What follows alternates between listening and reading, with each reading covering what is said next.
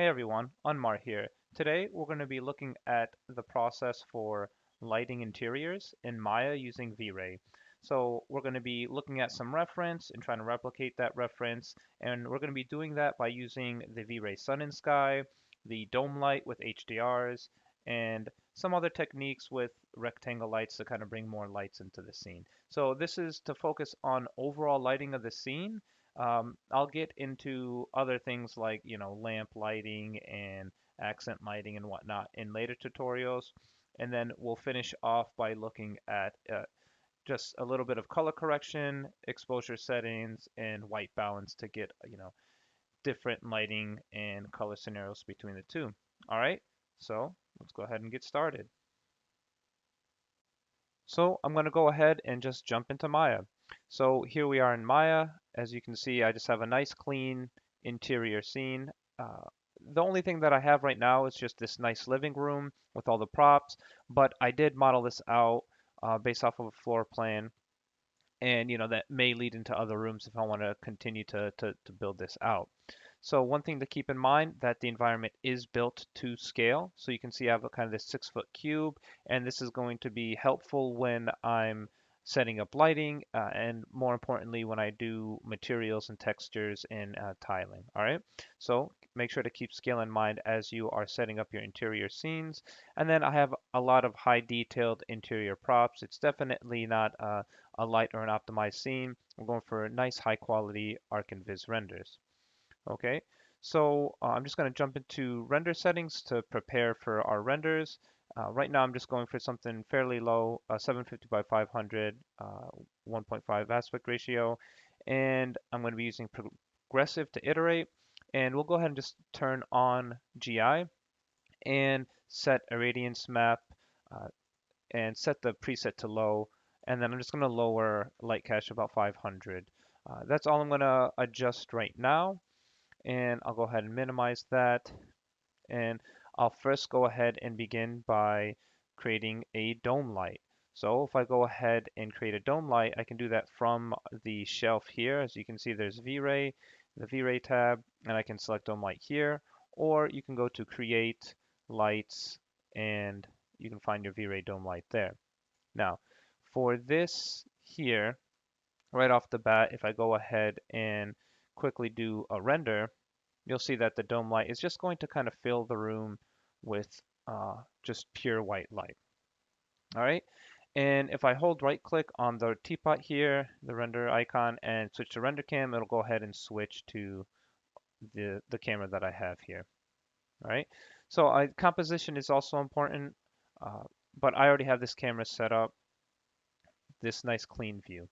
So now I want to start plugging in HDRs to get accurate lighting. So as always, I'm just going to go ahead and jump to HDRI Haven, and you can see that you're going to be able to download tons of different types of HDRs.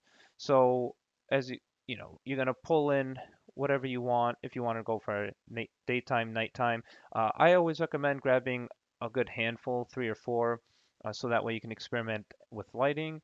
Because the other thing, the key thing, is you really want to take a look at some reference. So my concept here is a minimalistic interior, and I'm going for just nice, clean overall lighting. Now you will see that with a lot of this lighting, there's not a lot of, there are a few shots that show kind of some lights and shadows, but they're definitely filling these rooms with light to make sure that you can see. It makes the environment look more open. So, just keep that in mind. I mean, even here at the top, I originally modeled this based off of this one image here with this minimalistic small apartment, right? So you can see just a lot of light coming in through these large windows and lighting up the scene.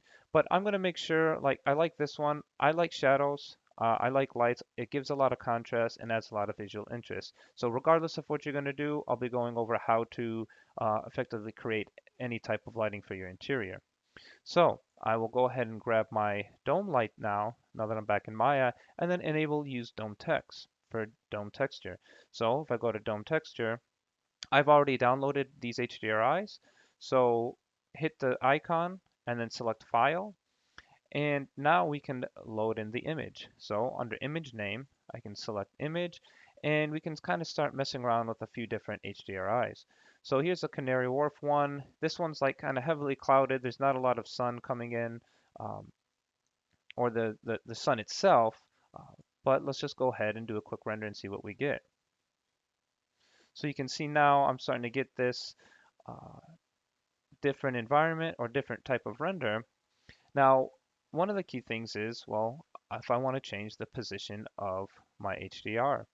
So if I go to this exterior view and enable textured view, you can do that with also 6 on your keyboard. So 5 is shaded and or clay, and then 6 is textured. And then now we can actually see our HDR. So if my windows are right here, I want to make sure that the sun is ideally kind of pointing in from here. But as you can see, this is more of kind of this overcast or very cloudy, so there's not an exact light source coming in. Uh, we can, of course, go to this image and increase the exposure just to just push more light into this scene. So it'll definitely make the environment brighter, and you can see that it brightens it up pretty well. And now we're getting a lot more light coming into this scene. And all I had to do was just increase exposure.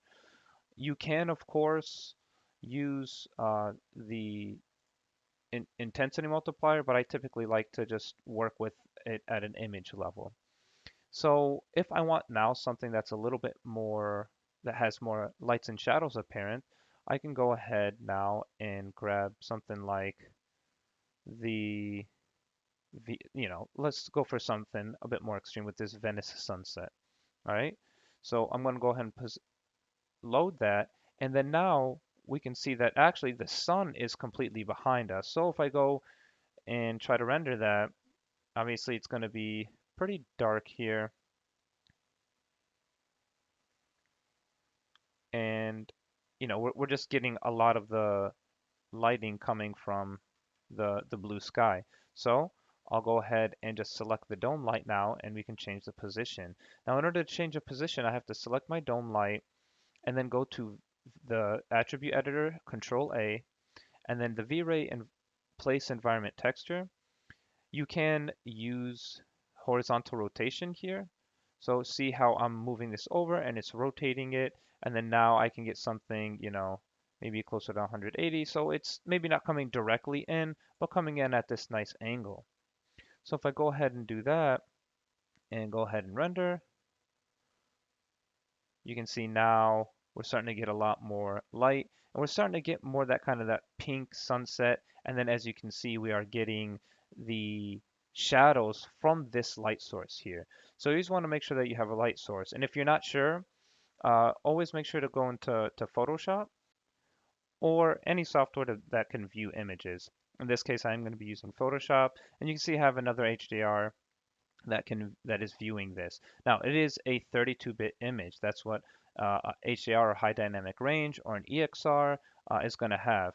So what that allows me to do is HDRs give you way more lighting information and they are stored with multiple levels of exposure. So you can see as I adjust the exposure here, we are getting essentially all the different stops and exposure settings from this uh, one image. Now, if you don't, right, let's say I save this down or I find one that's you know, a regular 8-bit image like a JPEG, well, I lose all of that lighting information. So I'll go ahead and apply another exposure setting. And then now you'll see that it essentially doesn't really do that here as I'm lowering this down. So it's definitely going to overexpose it.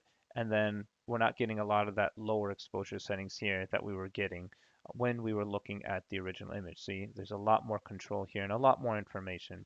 So always make sure to use HDRs for your lighting, and then it's using this as a light source.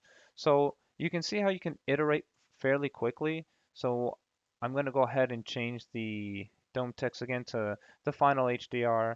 And in this case, I'm just going to be using the urban street for kind of this more of the midday lighting. And the position is going to be at about 188 horizontal rotation. All right. So if I go ahead and just quick IPR that, you can see now we kind of get to sliding. And like I said, in this case here, I don't mind the shadows. It's not, you know, going to blind the people sitting here. but we're going to go over ways to fill the room up with more light.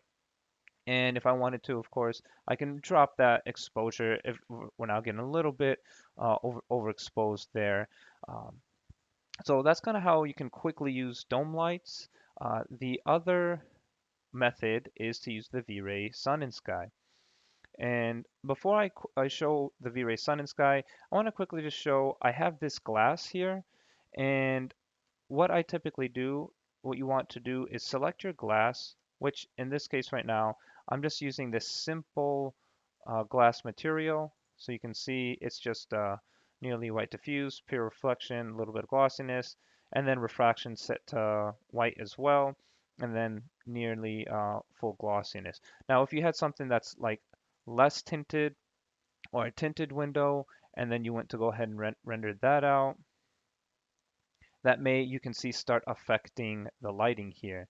Okay, now if you don't want the lighting to be affected by the glass, well, just select your glass objects and apply a V-Ray object property.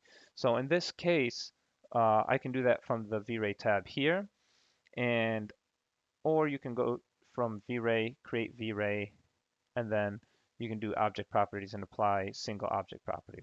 So I'll just use the shelf here and it creates a V-Ray object property. And then I'll go ahead and select the V-Ray object properties in my tab and disable cast shadows. So now that I disabled cast shadows, I can go ahead and do another render. And you can see now that the lighting is not being affected by the glass regardless of the color or tint. So just keep that in mind. If you want to go that route, you can. And it's not going to have to worry about the bouncing lighting inside of that glass material. I will go ahead and set the refraction color back to pure white, but I wanted to show you that tip just in case you're dealing with some glass there. All right. So let's go ahead and move forward and create a V-Ray Sun and Sky. So you have the V-Ray Sun here and the V-Ray Sky. And you can also find that here in the settings under overrides, in the overrides tab, environment, and you can create sun, create sky. So I'll just create it from the rendering settings since I'm here. So create sun, create sky. And you see it creates an override material. Now what's powerful about this is that this is a procedural sun and sky. So for this example, I'm going to disable our dome light. Now you can select your dome light here and uh, disable it right here. So in the attribute editor, uh, disable enabled, and then now we're only going to be rendering with our V-Ray Sun. So if I go to my V-Ray Sun and uh, open it up, expand it, I want to grab the object that's inside or the parent of the transform. This is the total transform. I typically leave this at the origin or at the center of my environment, and then you want to move and position this. So as I said, this is procedural. So this will work off of the time of day. So let me just go ahead and position this here in perspective, and I'll go ahead and do a quick render. Now, when I immediately render, what's going to happen is it's incredibly, incredibly bright.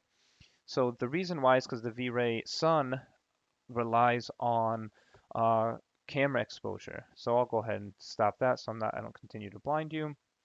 And what that means is I need to select my camera and apply attributes in the attribute editor, V-Ray, and then physical camera. Now, I was debating, I'm not going to go through all camera settings here.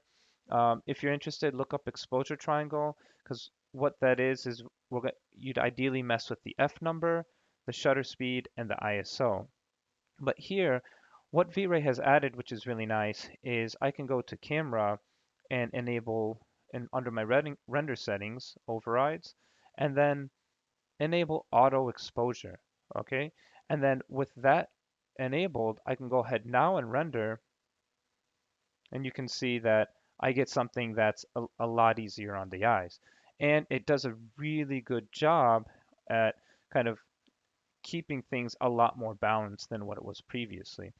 Now, and this is what it was before, and this is what it was after. Now, if you like that, um, and you want to continue to use that, do make sure to select the camera and transfer to selected camera. All right, so you can see that we've adjusted and set that there. And we have that. So now what we can do is we can work with IPR. We should be able to work with IPR. And then we've essentially taken the auto exposure and transferred those settings to the render camera. Because otherwise, auto exposure does not work unless you have physical camera applied in IPR. Okay, so we'll just keep moving forward here. Now that we have that, um, you can change this any time of day. So now I have IPR running. I can select this sun, and if I wanted something more high noon, I certainly can move that there. And we're getting you know, a little bit brighter. Everything's kind of engulfed in shadow here. You can change the direction, the angle, whatever. And what's even nicer is you can change the time of day by lowering it towards the horizon. So you can see now that I'm lowering it towards the horizon, we're getting these really long shadows and starting to become a lot warmer here. Okay, so this gives us again some interesting lighting. And we also have some settings that we can mess with, all right? So let me move this up a little bit higher. So we have something like that. And I'm going to keep the intensity at 1. And what I'm going to do here is change these settings. So we have turbidity.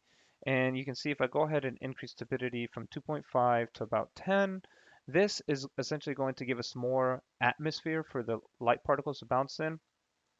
So it is going to make the light warmer. So if you if you want that, you can certainly change that. Ozone is a very subtle effect. Watch, if I set this to like 1, it's making it a little bit less warm, a little bit cooler.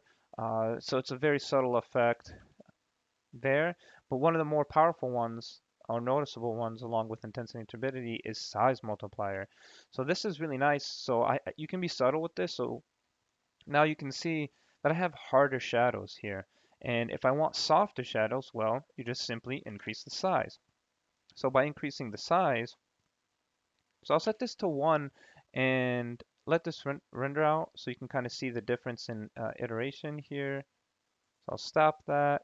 And if I increase this to, let's say 5, and I go ahead and do another render, you can see how now that got a lot softer. So this still gives us some good amount of shadow in here, and but softens it really nicely.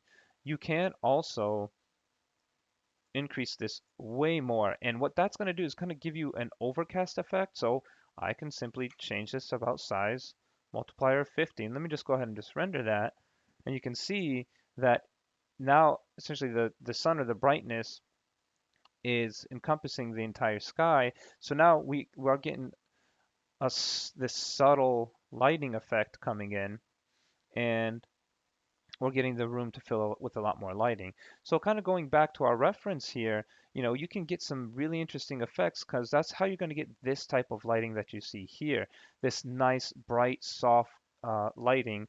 Or you can find HDRIs like this that have this overcast um, happening here, so you don't have a lot of shadows coming in. But like I said, in my case, I'm going to be bringing back some of that lighting here, or the lighting and shadow. So what you can also do is combine both of them. So let's say you want to have the dome light on, right? So let's go ahead and enable our dome light. And what I can do now is use my light lister and enable dome light. So now that I have that, I'll go ahead and minimize it. But now we're going to have to be careful because when I go to render this, we're going to get a lot more light kind of coming in, or it's going to impact our light quite a bit. So, but we also have 2 light sources. So now we have the light from the sun here, and then the light from the HDRI. So it looks weird, right? It looks incorrect. We essentially have, again, 2 light sources. So in order to fix that, what I'm going to do is go back to my sun. I'm going to set the size multiplier back to 1. Go to my dome light, and I'm going to turn on IPR. Okay, so I'm going to jump back to my sun and I'm going to just do a quick thing here. I'm going to change the filter color to this bright red. And what that's going to do is you should be able to see now the light from the HDR, which is this brightness here, and then the sun, uh, the red sun. So again, what this allowed me to do is just change the position and see what I'm doing so I can better match the shadows. This is just kind of a quick little cheat thing here that now I match the angle you can see here. And if I bring the sun up, there we go. So now we're starting to get that to match the HDRI. So we have the same shadow casting. So that's good enough there. I'll go ahead and change it back to the white filter. And then what you can do again is combine them. So now we have the light coming from the sun and the dome light. And what I can do is, if I'm like, you know what, I like the dome light, but I want softer shadows, well, we can certainly soften the shadows by adding 3 there. Now, you can also do things like, well, you can separate the lighting and reflections here. So for this example, I'm going to go ahead and turn on my chrome ball since everything's clay here. All right, so I just have this chrome ball so you can kind of see this environment. And what I can do is select my dome light, disable affect diffuse and affect specular. And what this is going to do is only keep the lighting from the sun, but keep the reflections from my HDR. So as you can see here, now we get the reflections from the outside. So make it a little bit more apparent, I'm going to go back to color balance under my HDR, under my dome light here, and let's say I'll exaggerate this a bit and set this to 2, and I'm going to actually keep IPR so you can kind of see what's going on. And then you can see that our HDR is background is coming through here, but it's not affecting the lighting. The lighting is only coming from the sun. So if I go back to our dome light and enable affect diffuse and affect reflections, you can see that now we're getting the lighting from the HDR, right? So that will give us some nice control on how you want to light your interiors. The other tip that I typically like to use, or I like to show students, is I can go in here, or really anybody trying to learn, I can go here now under Light Lister and disable my HDR sun, okay? And then with my dome light, make sure to enable diffuse, specular, and reflections. So now just do a quick render. So I'm going to hide my chrome ball so you can see how I can separate the lighting and reflections. Okay, so here we are. This is just the dome light because the sun's disabled. All right, great. So what I can do is create essentially some rectangle lights that will help push a little bit more light in. So I can go create this by 50 by 50. I think I can go ahead to the right view and jump quickly to wireframe mode and rotate this 90 degrees. So I can jump back to the channel box, type in 90 here, hit Control A, and then jump back. So I'll go ahead and increase the U size, which is the width. So maybe set that to about 80 and set the V size to about 115. And there we go. So you can see that we can position it here right about where our window is. And then I want to move this in. So you can see I'm just going to move that in right about there and move back to my right view and hit Control D. Move this over in position. And the nice thing is, since I have what, 6 more, 5 more, just hit Shift D, Shift D, Shift D, Shift D. And it's going to take the transforms from the last moved object and apply it there.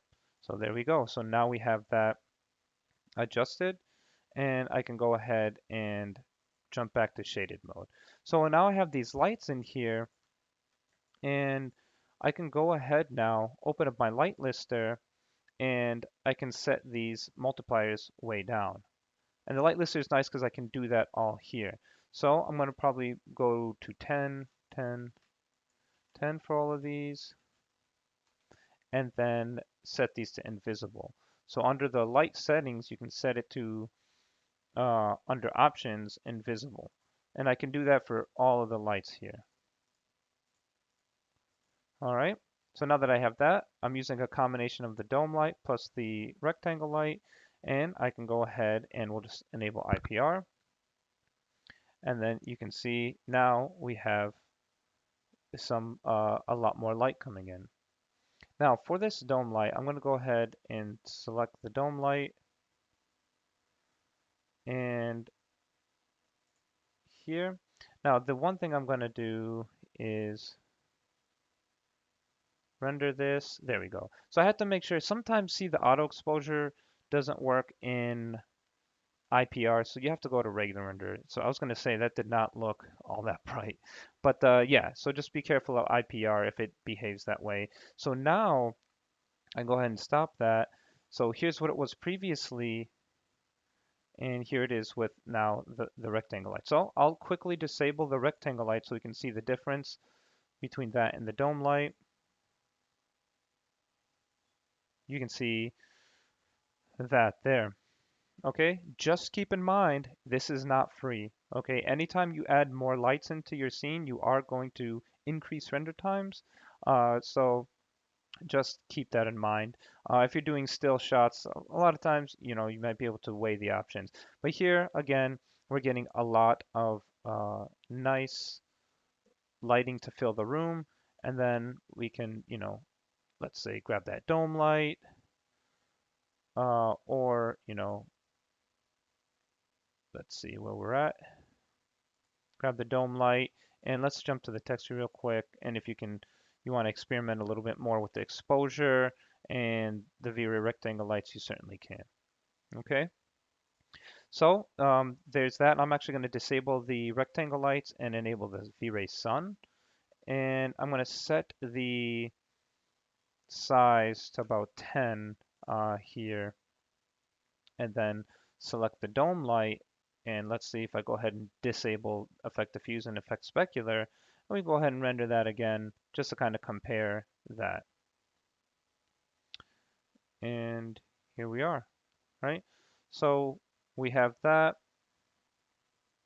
and we can just compare that, you know, these three different lighting scenarios, right? So HDR alone, or sorry, this is with the HDR and the V-Ray lights. This is HDR alone, and this is the sun with just using the dome light for reflections. Right? And then if I wanted to probably go ahead and fill this room up quite a bit with some more light, I'll probably set it to about 50. And let's say, okay, good. I'm here. I'm happy. I've matched the reference in the direction that I want to go. I can go ahead now and, you know, prepare for final render. In order to prepare for final render, let me go ahead and stop that. There are a couple things to note. There are some overexposed areas. This can be easily adjusted through your exposure settings. So I can enable exposure here and lower highlight burn. And you can see what highlight burn is going to do. It's going to lower the, essentially, yeah, the burn at the highlight. Now, I do not recommend setting this to 0 because I like highlights. I don't mind, you know, in real life, you're going to have the sun hitting things at exactly the right angle, and things are going to just get very hot. So just kind of use that to control it. If the whole corner is very hot, you can just lower that a bit, increase the well, maybe increase the exposure to bring more light in, and drop the highlight, right? So now you have something that looks a little bit more interesting, and of course, increase the contrast a bit. And you also have white balance, so you can change the temperature not only from the sun, um, but the lights themselves. So under the V-Ray rectangle lights, you have the option to do uh, to change that here under color mode temperature, and then you can change the temperature.